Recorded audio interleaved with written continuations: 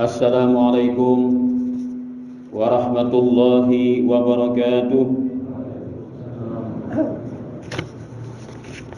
Alhamdulillahilladzi ja'ala qulubana bidzikrihi mutmainnah. Wa asyhadu an la ilaha illallah wahdahu la syarika lah. Ilahun ittala ala dama'irina wa maqnuni sara'irina fala yakhfa 'alaihi ma admarahu al-'abdu wa akanna. Wa asyhadu anna sayyidina Muhammadan 'abdu rasuluh afdalul makhluqina min malakin wa insin wa jinnah. Allahumma salli wa sallim ala sayyidina Muhammadin hadina ila sa'adatil wal jannah wa ala alihi wa ashabihi alladhina bayyanu al-fardha was sunnah. Allahumma 'afina min kulli afatin wa fitnah. Amma ba'du, faqad qala Allah ta'ala fi kitabihi min asdaqil qailin. Wa ma yurid thawaba dunya nutihi minha wa ma yurid thawabal akhirati nutihi minha wa sanajzi syakirin. Wa qala an-nabiy sallallahu alaihi wa alihi wa ashabihi wa sallam, man qama ramadhana imanan wa ihtisaban ghufira lahu ma taqaddama min dhanbihi aw kama qala an-nabiy sallallahu alaihi wasallam sadaqallahu al-azim wa sadaqa wa ballagha rasulul habibul karim wa nahnu ala dhalika minasy syahidin wa syakirin walhamdulillahi rabbil alamin. Rabbi shrah li sadri wa yassir li amri wahlul 'uqdatam min lisani yafqahu qawli wahdi qalbi wa saddid lisani bihaqqi sayyidina Muhammadin sallallahu alaihi wa alihi wa sahbihi wasallam wa la'alla Allah yanfa'u bihi al-mutakallima was-sami' wa yadkhulani fi syafaati hadha an-nabiy syafi' wa yatarawahani bi dhalika an-na'im. Allahumma amin ya rabbal alamin. Para hadirin wal hadirat yang dirahmati Allah Subhanahu wa taala, jamaah Langgar Al-Hidayah, wabil khusus para tokoh-tokoh agama dan tokoh masyarakat. Semoga kita semuanya selalu mendapatkan curahan rahmat, maghfirah dan keridhaan dari Allah Subhanahu wa taala. Alhamdulillah wa syukurillah, di pagi hari yang ke-15 ini dari bulan yang suci ini, Allah taala masih memberikan kita segala nikmat-nikmatnya, yang diantaranya adalah nikmat yang terbesar iman dan Islam, kemudian nikmat kesehatan hingga kita dapat melaksanakan kewajiban kita berpuasa, dan tadi melaksanakan salat subuh dengan berjamaah dan wirid. Kemudian kita sekarang melaksanakan majlis ta'lim. Semoga apa yang kita lakukan ini yang pada hakikatnya adalah pertolongan dari Allah Subhanahu wa taala dan petunjuk darinya adalah menjadi hal-hal yang akan memberikan kita kebahagiaan baik di dunia atau di akhirat kelak. Dan ini menjadi tanda atau ciri bagi kita bahwa kita adalah hamba-hamba yang diridainya. Amin ya rabbal alamin. Para hadirin wal hadirat yang dirahmati Allah SWT, disebutkan daripada sebagian ahli-ahli hikmah, artinya orang-orang yang ketika mereka itu menyampaikan ilmu mereka menjadi obat bagi hati segala manusia hamba-hamba Allah Ta'ala. Kata beliau, salah satu asya'a tufarrijul wusas, zikrullahi ta'ala wa liqa'u awliya'ih wa kalamul hukama'i. Yang artinya ada 3 perkara yang dapat melapangkan duka cita dan kesedihan di hati manusia, para hambanya Allah Ta'ala. Pertama adalah zikrullahi ta'ala, yaitu melakukan zikir kepada Allah Ta'ala. Zikir itu bermacam-macam tingkatan. Yang paling tinggi adalah zikir itu lebih dahulu hati ingat kepada Allah, baru atau lalu muntung mengiringi. Itu adalah zikir yang paling hebat. Tak dahulu hati ingat Allah Ta'ala, hanya muntung mengiringi. Kemudian zikir yang lebih di bawah lagi antara hati dengan muntung beriringan.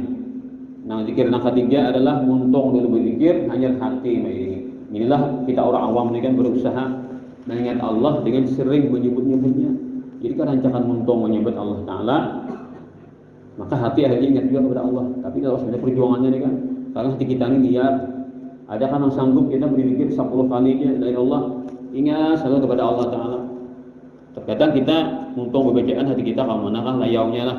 Nah ini kita ini orang awam, kelas kita adalah zikir dimuntung, kita banyaki, hati kita usahakan agar mengiringi.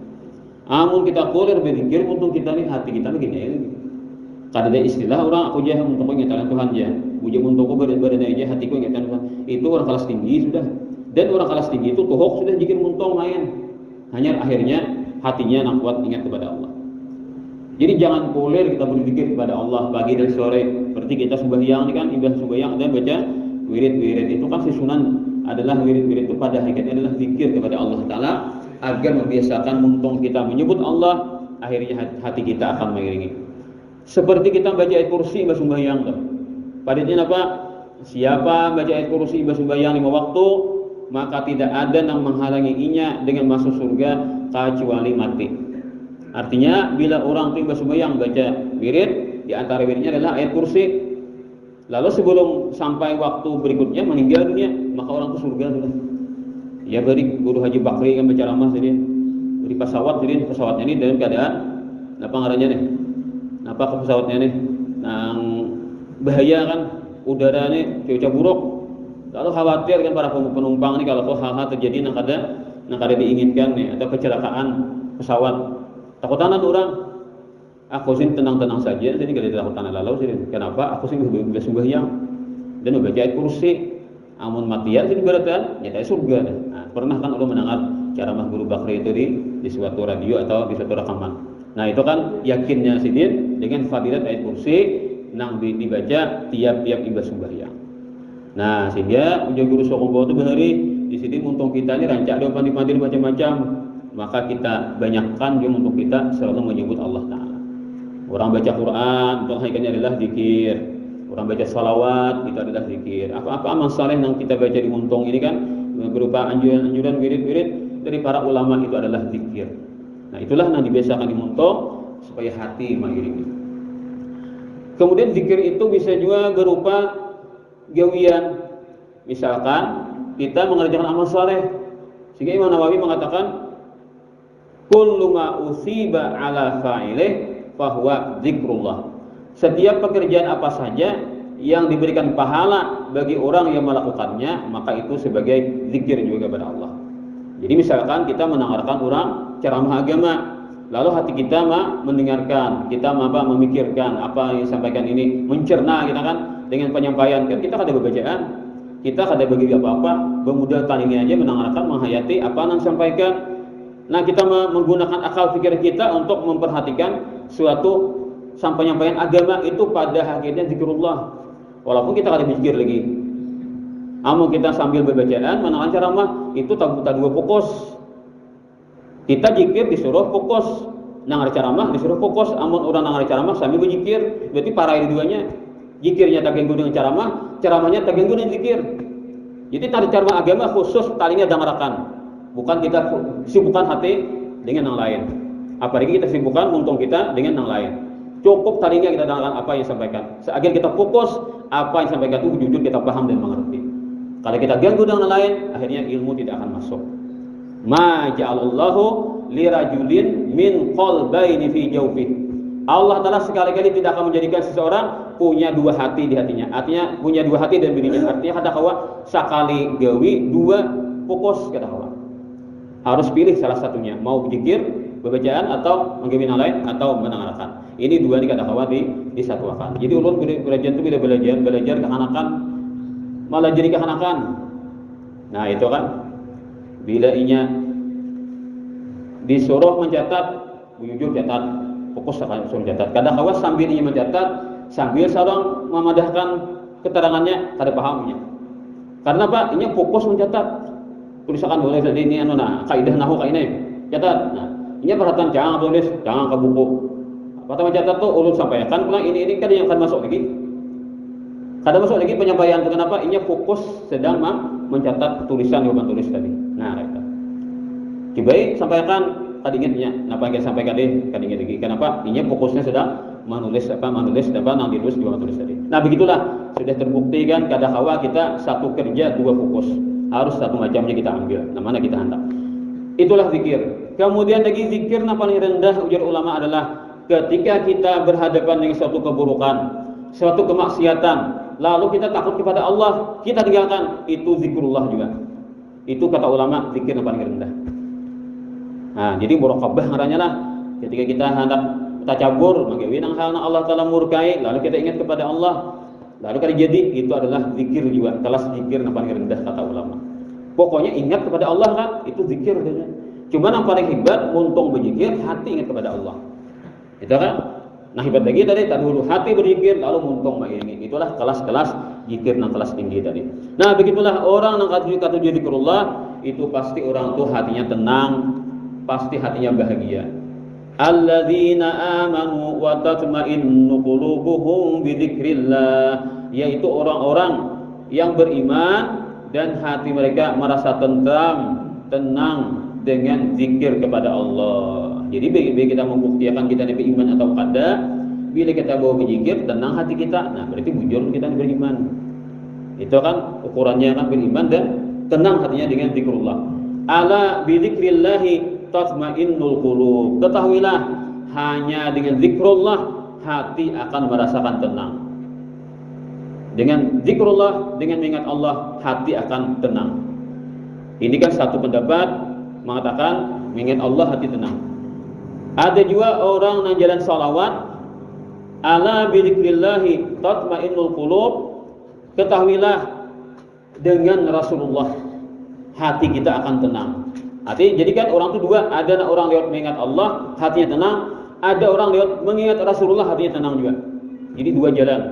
Jadi bidzikrillah tadi tafsirnya ala bidzikrillah, perhatikanlah, ketahuilah dengan berkat Rasulullah tenanglah hati kalian. Jadi karena apa? Jadi tafsirnya bidzikrillah itu Rasulullah, karena di dalail di antara nama Rasulullah adalah Sayyiduna Zikrullah. Tadi saja di dalail itu kan nama Nabi 21. Di antara nama Nabi adalah Sayyidina Zikrullah. Berkat Rasulullah hati akan tenang. Artinya apa? Ada orang lewat mengingat Allah hati tenang, ada orang mengingat Rasulullah hati menjadi tenang. Maka benar saja keduanya. Artinya orang ada ahli salawat, bacaan salawat Nabi, hatinya menjadi tenang dan bahagia. Nah begitulah. Nah, sehingga kita itu seperti berdoa kepada Allah itu kan adalah suatu jalan untuk menenangkan hati pikiran kita. Maka begitulah kita sebagai beriman ini jadikanlah zikir itu sebagai santapan rohani kita. Ulahlah kita tuh amalan. Selain kita ibadah sembahyang, ada bisa amalan wirid mawirid, cari lagi amalan-amalan yang dibaca pagi sore dan sebagainya. Nah itu banyak aja amalan-amalan tuh biar mencari.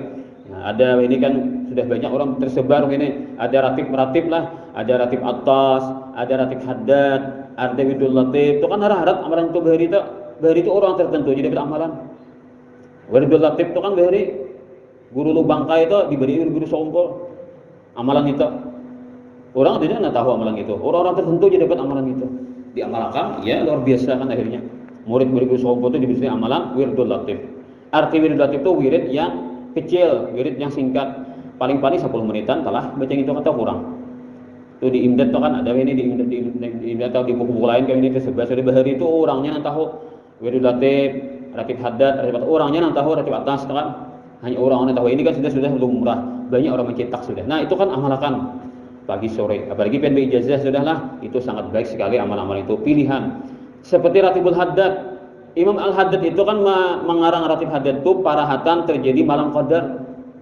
Jadi karamat malam qadar, sidin melihat malam qadar, malam kejadian melihat sidin dikasyafakan Tuhan melihat, kemudian sidin mengarang ratib haddad.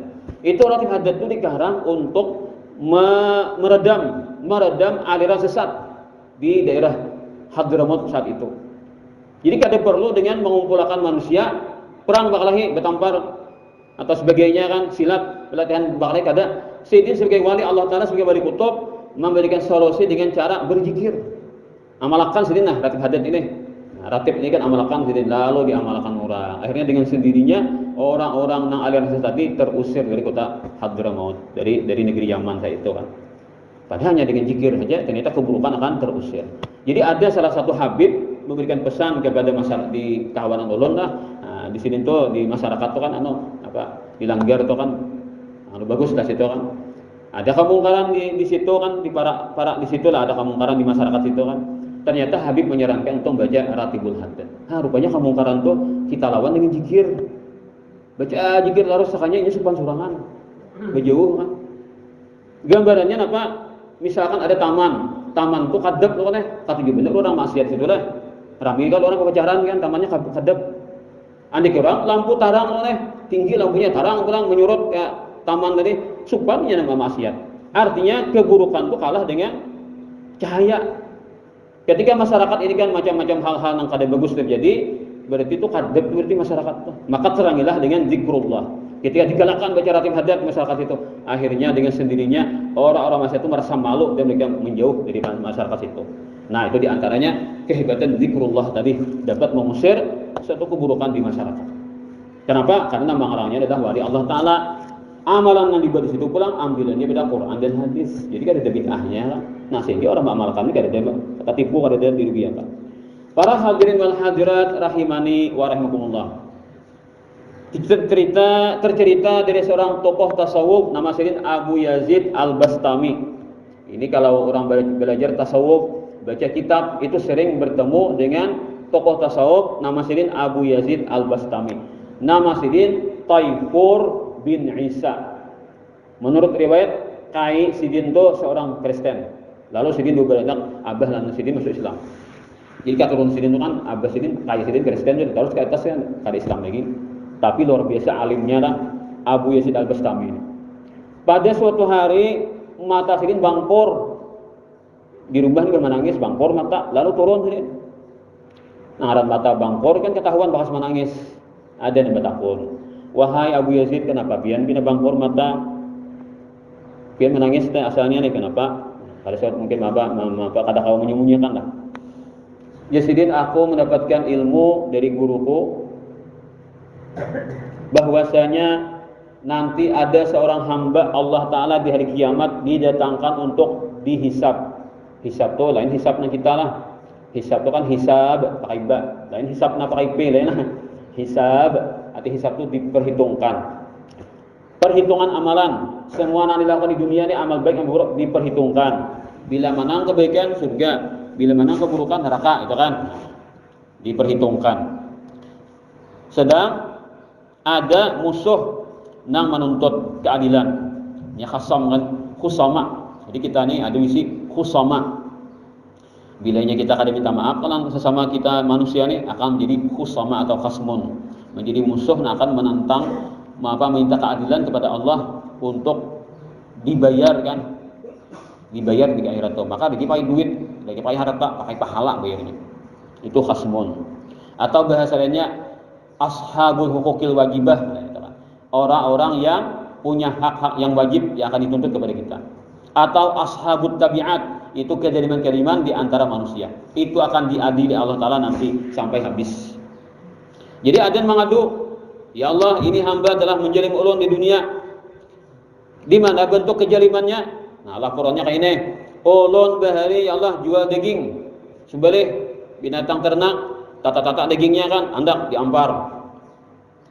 Lalu ini laki-laki ini datang ke pasar, ke toko ulun nih, dan minta kepada ulun agar disediakan daging. Ya katakan banyak 1 kilo, nah 1 kilo. Lalu diangkat ini hadapan. Ini kan bisa menawar atau apa kan? Lalu inya hendak mengetes nih kayak pada dagingnya nih, dicucuknya, dipiciknya lawan jarinya nih. Sampai berubah daging tadi, dipicik pakai jari. Sekalinya kan jadi nukar. Kada jadi nukar sananya.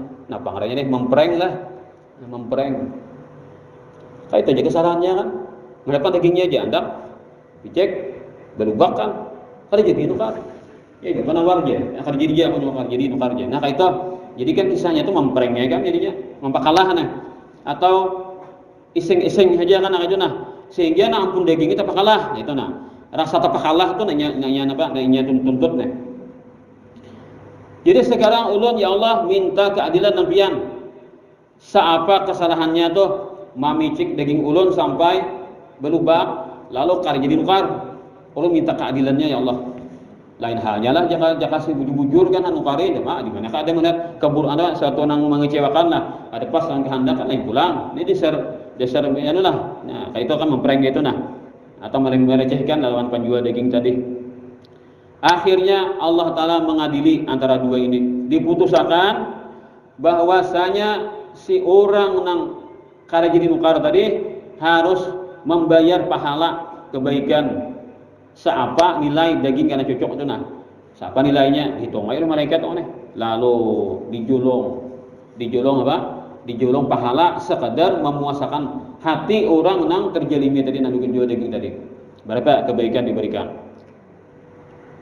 Ya mungkin kada banyak benar bang. Cuma kayak ini kisahnya si laki-laki tadi mencari pahala sedikit lagi kan menang kebaikan laki-laki nang ampun daging tadi nah.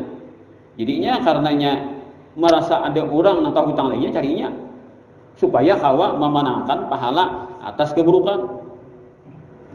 Kalau sebenarnya lagi nilainya nih, imbah dapat dari si orang yang memprank tadi kan, dianggap di timbangan kebaikan, pahala menang aja. Mana sakit di mananya? Nang kayu habu, jadi menang sakit menang. Akhirnya diputuskan oleh malaikat, ikam karena menang kebaikan atas keburukan, maka ikam diputuskan masuk surga. Nah, apa dah? Mengonyor ke surga lagi, nang orang jual daging tadi. Tak tinggal si anu tadi kan, nang orang nang memprank tadi kan biar dihitung juga kebaikannya, misalnya pas kurang kebaikannya, kurangnya ya terjulung ke orang tadi. Asalnya kan imbang antara kebaikan dan keburukan, imbah dijulung ke orang, pas orang kalah kebaikan, akhirnya pas diputuskan masuk neraka. Nah ini nama ulah Abu Yazid Al-Bistami menangis sidin luar biasa sampai bangkor mata sidin. Kayak apa sih keadaanku nanti di hari kiamat. Nah, nyata-nyata penyangka surga sudah kan manang sakit nih. Ternyata ada yang menuntut pas ajolong ke orang, pas orang nang parai. Daripada keadilan Tuhan itu luar biasa di hari akhirat itu. Nah, sehingga sini sampai menangis. Kemudian lagi waliqa'u auliyaihi minal ulama'i was salihin. Obat hati agar kita itu menjadi hilang duka kita, hilang rasa hal-hal yang menggelisahkan adalah berjumpa dengan ulama-ulama dan orang-orang saleh. Nah, itu luar biasa juga kan nilai kebaikan ketika kita berjumpa dengan ulama-ulama dan orang-orang yang saleh tadi. Itu juga memberikan nilai yang luar biasa agar kita itu mendapatkan kebaikan dari Allah Ta'ala, berkah kita taparak orang yang selalu melakukan hal-hal yang Allah Ta'ala ridai, berupa orang-orang wali atau orang-orang alim atau orang-orang saleh. Jadi ada menjangkitnya. Kenapa? Karena ada suatu nilai kebaikan pada mereka itu. Ya tamsil kita itu kan tasatrom lah. Orang wali itu kan hatinya ingat kepada Allah. Lalu kita ketika kita taparak sidin, lalu pengaruh sidin ingat kepada Allah itu karena kita. Sehingga ditakuni kepada Rasulullah, manhum awliyaullah. Siapakah ya Rasulullah yang digelar dengan wali-wali Allah? Ujar Nabi nang ngaran wali Allah itu man idza ru'u dzukirallah. Apabila mereka dilihat, dipandang, maka yang memandang akan tersentak hatinya untuk mengingat Allah. Jadi kalau kita ingin berjumpa dengan wali Allah Ta'ala, biar sini ingat kepada Allah, itu satu ciri itu, sini itu wali Allah Ta'ala. Lalu ingat kita kepada Allah Ta'ala, lalu supan kita maksiat kepada Allah, itu adalah ciri-ciri wali Allah Ta'ala.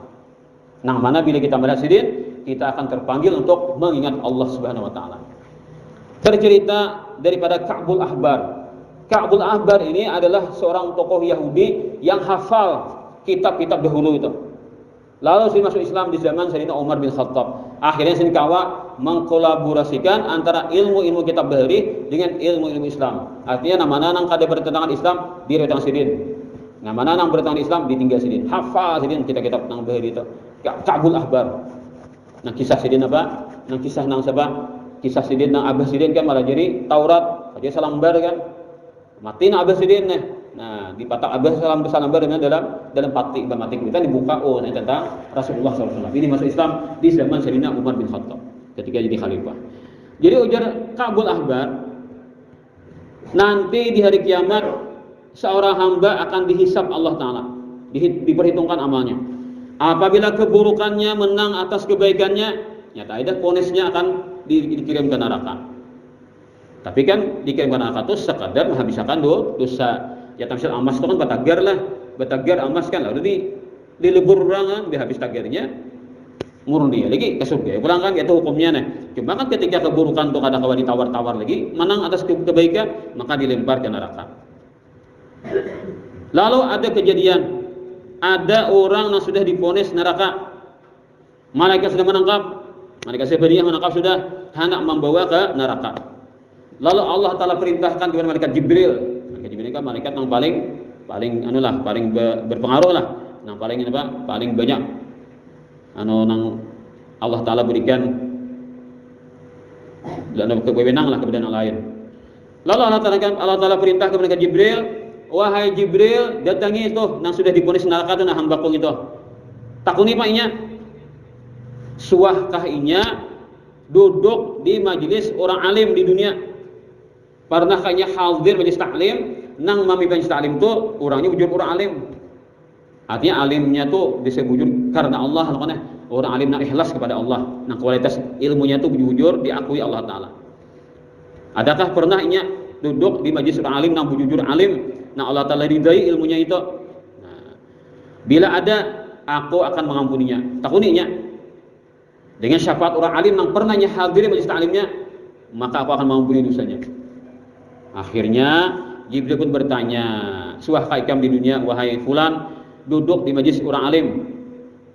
Akhirnya ujar si orang tadi, kada suah ulun duduk di majelis orang alim. Kayak pada orang inilah jauh benar dilawan majelis ilmu lah. Nah, kemudian malaikat Jibril bertanya lagi, Jibril melaporkan kepada Allah, ya Allah, ya Tuhanku, Pian lebih tahu dengan keadaan hamba pian. Ini telah menjawab kada pernah duduk di majelis orang alim. Allah Ta'ala kan memberikan rahmatnya lah. Ada pulang pertanyaan. Nah, itulah kamu pertanyaannya. Takuni paknya, adakah suah inya katujuh orang alim? Antara misalkan apakah di manakah terkaitnya kan kebaikan orang alim nih. Lalu katujuh orang alim, siapakah orang alimnya? Inya katujuh terkait di manakah bintangannya? Suahkah? Setelah diperiksa kada suah juga sekalinya. Nah, kada lalu patah parah orang alim lah. Tetap Allah Ta'ala menanyakan kembali kepada orang itu melewat malaikat Jibril lagi. Tanyai lagi, apakah dia pernah duduk di suatu jamuan makan, jangan kita malawat orang pantinan misalnya, nah, atau di mana tak kumpul itu makanan, sekalinya tak bulujur di halakahnya dudukan tuh sabija lawan alim, suahkah juga. Nah, ada jamuan tamu nih, lalu sabija orang alim nang bujur alim nang diri Allah Ta'ala nih. Suahkah juga kayak itu? Setelah diperiksa, kada suah juga sekalinya. Takuni lagi jalla Allah, apakah inya suah berdiam di situ gang, sakampung, sa-RT, lah orang alim suahkah? Periksa pulang, oh, misalnya rumahnya kada ada di situ orang alimnya. Dasar jauh daripada hal-hal yang kebaikan tadi. Takuni pulang, apakah namanya itu sama orang alim atau nasab keturunannya itu ada mirip-mirip orang alim, nama-namanya itu sama nasab orang alim? Oh, misalnya parai pulang. Nah, apakah ngarannya kira-kira? Nah, ngarannya ini kan, apakah ada dalalu ngaran tuh mirip orang alim? Dan orang-orang yang saleh ini kada juga ngaran mirip parai pulang. Kemudian Allah Ta'ala masih ingin memberikan rahmat kepadanya. Takuni pulang, apakah inya ada katujuh lawan seseorang di antara kekawanannya inya katujuh itu nah. Inya di dunia katujuh lawan kawan, inya katujuh lawan kawan, nah kawannya tuh katujuh lawan alim kayak itu aja antara pulang. Inya katujuh lawan kawan, kawannya katujuh lawan alim. Nah, apakah hubungan apakah bisnis kan apakah? Nah, tabujur kan nangnya patuh nangnya katujuh ini adalah orang nang muridnya orang alim. Adakah tatamu cari ipang pulang, dicari kawanannya kan, misalnya pas ada salahnya, ada inya katujuh lawan kawannya, sedangkan kawannya nih mencintai orang alim. Jadi antara anak itu, nah sekalinya Allah Ta'ala menginginkan agar si hamba ini dapat rahmatnya. Nah kan Allah Ta'ala bisa memberikan rahmat itu macam-macam jalannya kan, terkadang sepele, benar enteng, benar diberikan rahmat. Karena pulang sebaliknya, kan bila Allah menghendaki keburukannya kan, menghendaki azabnya, terkadang hal yang sepele gitu nang dimasalahkan Tuhan. Nah itu malah jadi Allah Ta'ala tuh kita mengharap ketika kita mengisahkan rahmatnya, kita takutan Allah Ta'ala ketika tentang hal-hal yang menakutkan tadi. Ya tadi kan cocok daging, akhirnya dapat bermasalah di akhirat kan, mempering orang sekali, mempering orang di akhirat celaka. Ini kan kisah menakutkan nih. Kayak Allah Ta'ala tuh gadisnya Allah Ta'ala kita kan memberikan hukumannya kan sepele aja, ternyata masalahnya besar. Sekarang pulang inteng pulang deh, mencintai kawan nang mencintai orang alim, katujuran kawan nih katujuran orang alim. Sekalinya dengan itu Allah Ta'ala perintahkan kepada malaikat Jibril, ambil tangannya, masukkan ke surga. Kenapa? Aku ampuni dosanya karena inya mencintai orang nang cinta lawan orang alim. Nah, ceritanya itu luar biasa lah. Ini mirip ceritanya seperti Syekh Abdul Qadir Al-Jilani kan, ketika ada orang dikuburkan karena sisa. Nah, Macam-macam takuni ada juga kan soalnya apa suah melihat debu ya. Debu di mana di pada pasir tuh debu itu adalah debu karena rombongan Syekh Abdul Qadir berkuda kan lalu dari penerbangan debu itu gara-gara melihat debu yang berhubungan dengan Syekh Abdul Qadir Jilani dapat syafaat Syekh Abdul Qadir Jilani. Jadi ternyata daripada apa luasnya rahmat Allah. Jadi kita tuh kan ketika kita bicara tentang luasnya rahmat Allah itu supaya kita mengharap. Tapi jangan juga terlalu mengharap. Kalau kau tadi harap tuh ada pulang hal-hal yang menakutkan, sedikit kesalahan benar resikonya dalam kita hidup di dunia ini. Sehingga kita ada rasa takut dan ada rasa harap. Dua macam itu harus ada selalu pada hati kita agar kita ini imbang dalam beribadah kepada Allah Ta'ala. Itu kan? Jadi ada hati-hatinya dan ada juga kita menghindari daripada putus asa. Nah begitulah harapnya benarlah berjumpa dengan wali Allah Ta'ala itu kan. Nah tadi mencintai orang, nah cinta kepada wali Allah Ta'ala aja kayak itu kisahnya apa? Ini kita langsung berjumpa atau mencintai kepada wali-wali Allah Ta'ala. Kemudian lagi yang ketiga adalah wa kalamul hukama'i. Nah maulah kita menjadi hati kita menjadi bagus, hati kita menjadi terhibur, hati kita menjadi hilang suatu kedukacitaan adalah dengan perkataan orang-orang yang ahli hikmah, yang mana kata-kata itu selalu mengingatkan kita kepada akhirat.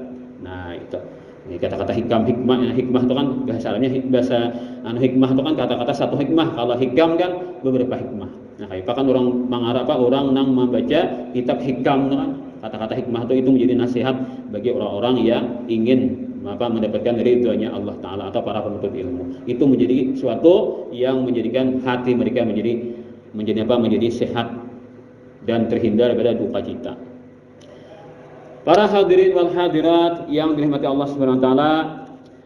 Kemudian Imam Hasan Al-Basri radhiyallahu anhu pernah berkata, beliau ini adalah tabi'in yang paling berpengaruh. Arti tabi'in itu kan generasi setelah sahabat. Imam Hasan Basri ini dan sini banyak guru para sahabat Nabi. Di antara para tabi'in yang paling berpengaruh, yang paling menonjol ibarat itu yang paling nang tutuhannya lah itu Sayyidi Hasan Al-Basri. Beliau ini punya keistimewaan ketika umur masih menyusuk sekitar 2 tahun ke bawah itu Sayyidina Umar sudah tua. Nah, lalu sempat Sayyidina Umar dia pada suatu masa disuruh orang Hasan Al-Basri masih anak kepada Sayyidina Umar. Lalu didoakan Sayyidina. Nah, berkat doa Sayyidina Umar, Hasan Al-Basri ini akhirnya menjadi orang besar wali Allah Ta'ala kan di zamannya dan orang yang harap dalam memberikan nasihat orang ahli hikmah tadi. Jadi Sayyidina Hasan Al-Basri ini bila ceramah banyak orang yang menangis bertaubat kepada Allah. Karena kata-kata Sayyidina itu seperti hikmahnya para nabi. Sayyidina Ali itu pernah berikan mengolah peraturan kan Sayyidina Ali itu Sayyidina di mana di Kufah. Hasan Al-Basri ini kan di Basrah, para haja kan Kufah Basrah atau peraturan Sayyidina masjid-masjid diparisai siapa-siapa nak kalau dibaca ceramah-ceramah di masjid diperhatikan Pak ilmunya itu kayak apa. Ya kan orang bisa ceramah itu berkisah aja kan bisa berkisah kisah itu kan maradau kemana kan ambil kisah itu kita tambahi kan di apa kisahnya itu kan akhirnya maradau lalu akhirnya mengacau lah masyarakat orang bisa salah paham akhirnya jadinya kan gara-gara kisah itu dikaradau lalu diperiksa Sayyidin bila ada nang dasar kadebe ilmu kan berkisah aja ceramah kisah aja kada berdasarkan ilmu kurang hadisnya ada kada tanto pokoknya sampai kisah itu diampihi Sayyidin diperiksa kan dirajia orang lah di masjid-masjid. Nah, pas tamu Hasan Al-Basri diperiksa ternyata Sidin bagus kan. Apa yang saya sampaikan sesuai dengan Quran dan hadis. Nah, kata-kata Sidin mengandung hikmah sehingga membuat orang menjadi khusyuk hatinya kepada Allah Ta'ala. Akhirnya Hasan Al-Basri ditetapkan sebagai penceramah tetap di masjid-masjid di kota Basrah itu. Dan di antara keistimewaan Sayyidina Hasan Al-Basri, Sidin ini bahari itu budak. Abah Mama Sidin itu budak. Lalu dimerdekakan. Nah dari itu sempat Mama Sidin itu sempat menjadi budaknya bini Nabi. Bini Nabi nang bangaran enggak ada salah Juwairiyah. Ya bini Nabi itu bisi budak bibinian itu mamanya Hasan Al-Basri. Pada suatu waktu mamanya Hasan Al-Basri ini kan ngaran budak ini kan disuruhi oleh patuanan tulak ke pasar nih karena apa kalau keperluan rumah tangga nih keperluan dapur. Lalu tulak Hasan Al-Basri masih anak masih bayi masih nyusu. Nah, waktu itu kan Hasan Basri masih guring pasti kira-kira lah. Dan Sidin ini kan diam di rumah bini Nabi. Jadi ulama di antara keistimewaan Hasan Al-Basri ini kan Sidin diam di rumah bini Nabi, berarti kan ruangan itu bekas Nabi. Lalu Sidin hidupnya di situ. dan sering menghirup udara nang bakas ruangan tuh Nabi masuk situ, keluar masuk di situ kan. Jadi keistimewaan Sidin di situ di antaranya. Lalu ketika Mama Sidin tulah ke pasar menukarakan keperluan patuanan nih, pas dah bangun lalu menangis. Hasan al-Basri nangis kan, tidak ada kau bisa ini lagi.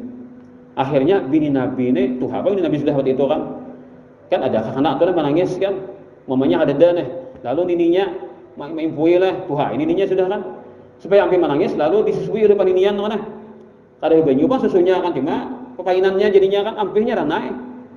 Bisa kalau itu aja lah. Nah, nang Tuhan ini kan manuakan mendamaikan maranayakan ke anak menangis deh.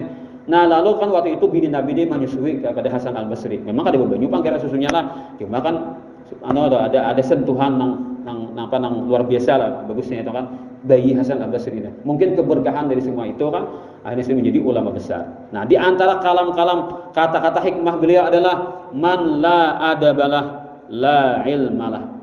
Siapa yang tidak beradab kepada Allah Ta'ala dan kepada manusia, maka orang itu tidak dianggap berilmu. Nah, jadi duduknya ilmu itu ketika beradab, gitu kan. Adab ini ilmu tasawuf, kan? Artinya orang itu bertauhid, berpikir ada bertasawuf. Nah, maka orang itu ilmunya kan tidak diakui, betul. Harus ada adab dengan Allah dan kepada hamba-hambanya. Wa man la sabra lahu la dinalah. Siapa yang tidak punya kesabaran dalam menyandang bala musibah atau gangguan-gangguan atau kesulitan-kesulitan, godaan maksiat atau godaan untuk melakukan kefarduan, supaya ia kawa menahan bertahan kesabaran dalam melakukan fardu. Bila kada kawa sabar, maka tidak ada agama baginya.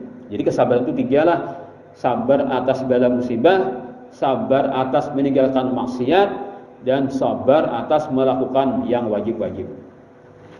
Karena Imam Junaid al-Baghdadi berkata kepada murid-murid beliau, ketika Allah Ta'ala menurunkan bala musibah kepada hamba, maka hamba itu terbagi tiga. Ada yang ketika ada musibah, pangkatnya, derajatnya dinaikkan Allah Ta'ala.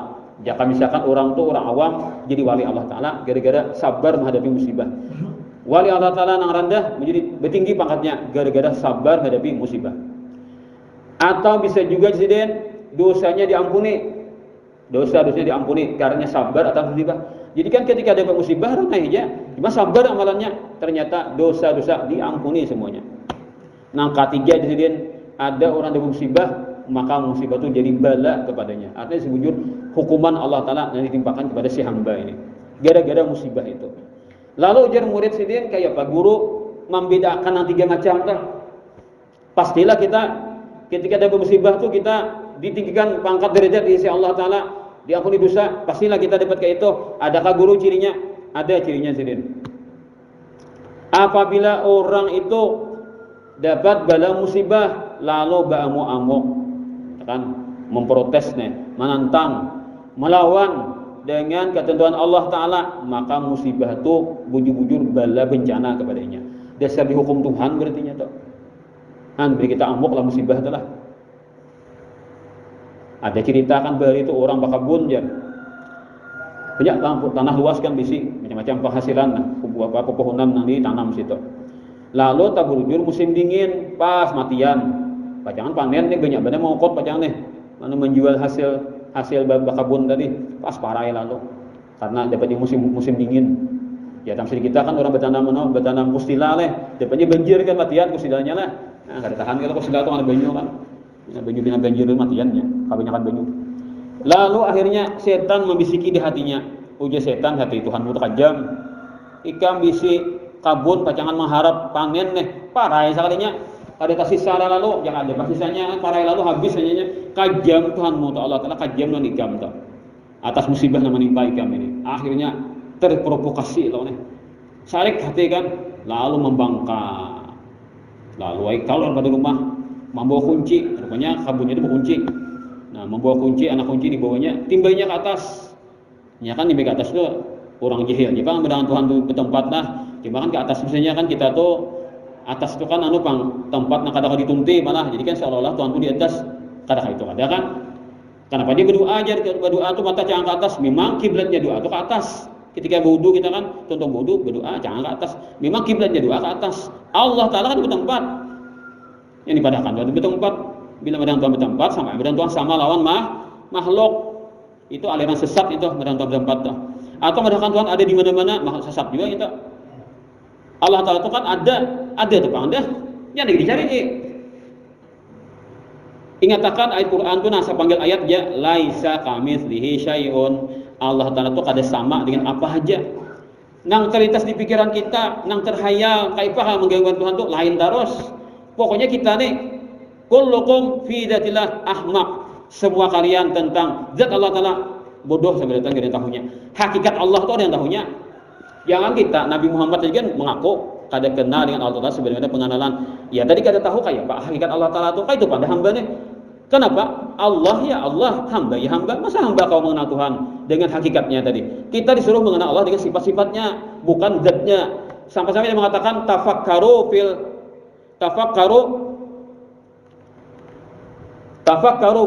fil khalqi wala tafakkaru fil khaliq.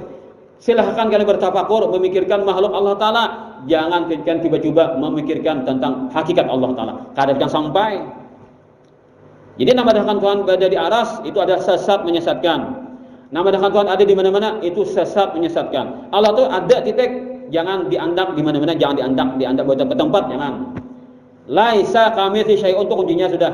Pokoknya apa yang terlintas di hati kita, terbayang terhayal tentang Allah, maka Allah wallahu bi khilafi dzalik. Allah Taala akan sama dengan hayalanmu itu.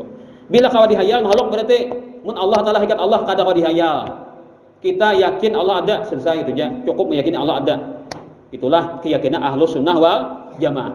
Kenapa melempar kunci ke atas? Karena di atas itu tempat yang kada dicapai oleh manusia kan. Tindai ke atas sambil sarik-sarik oleh.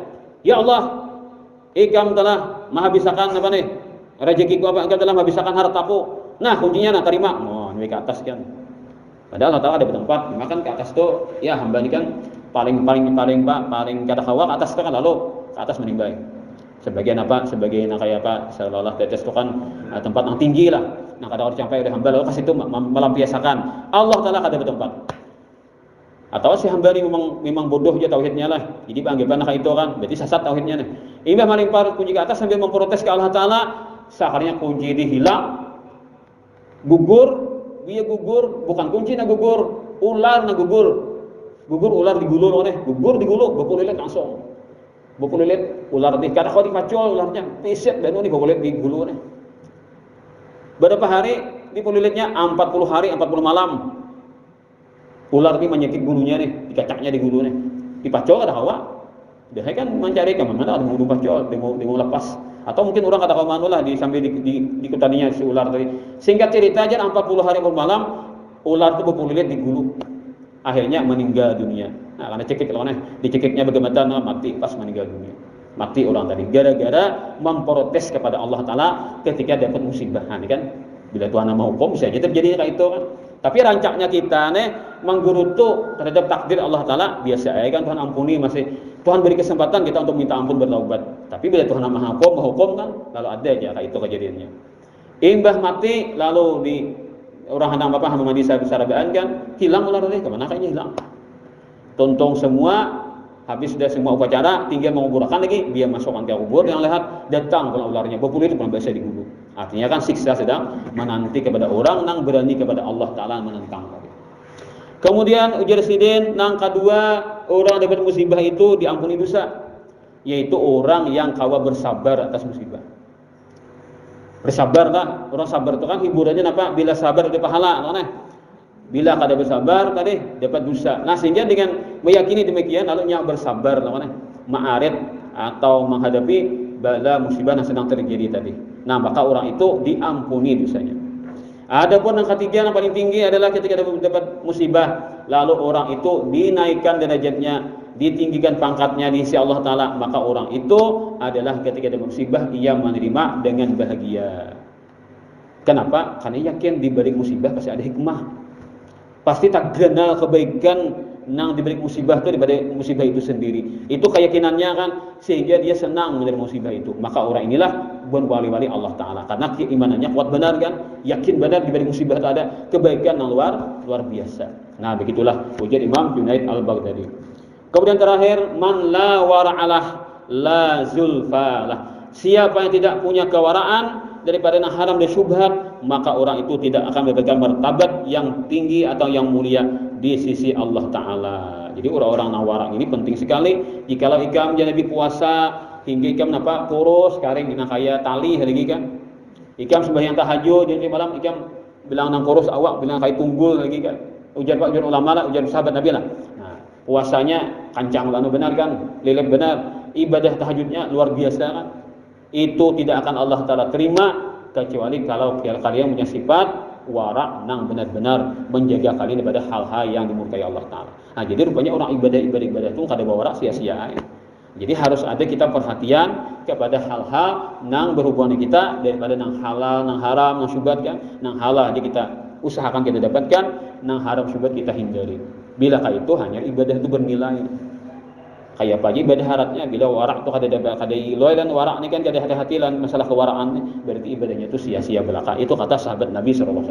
Inilah dapat disampaikan. Semoga ada manfaat pribadi biasa berdatang. Semoga kita semuanya memberikan ilmu yang bermanfaat serta amal saleh yang diridainya, diberikan kita semuanya keridaannya selalu, dan diberikan kita kebaikannya, keberkahan berupa hal-hal yang kita miliki dan hal-hal yang berhubungan dengan kita, dan diberikan kita umur panjang dan ibadah sehat walafiat. Ketika sampai ajal kita berikannya husnul khatimah dengan iman yang sempurna, dan di akhir kita berikan sahabatnya Rasulullah sallallahu alaihi wasallam, berikan surganya Allah Ta'ala yang semudah-mudahnya ala hadiniyah wa kulli ma nawa bi salafus salih ila hadratin nabi wa ahli baitil kiram syai'illahul fatihah. Bismillahirrahmanirrahim. Alhamdulillahirabbil alamin. Iyyaka na'budu wa iyyaka nasta'in. Ihdinas siratal mustaqim. Amin amin ya rabbal alamin. Allahumma shalli wa sallim ala sayyidina Muhammadin wa ala alihi wa sahbihi ajma'in.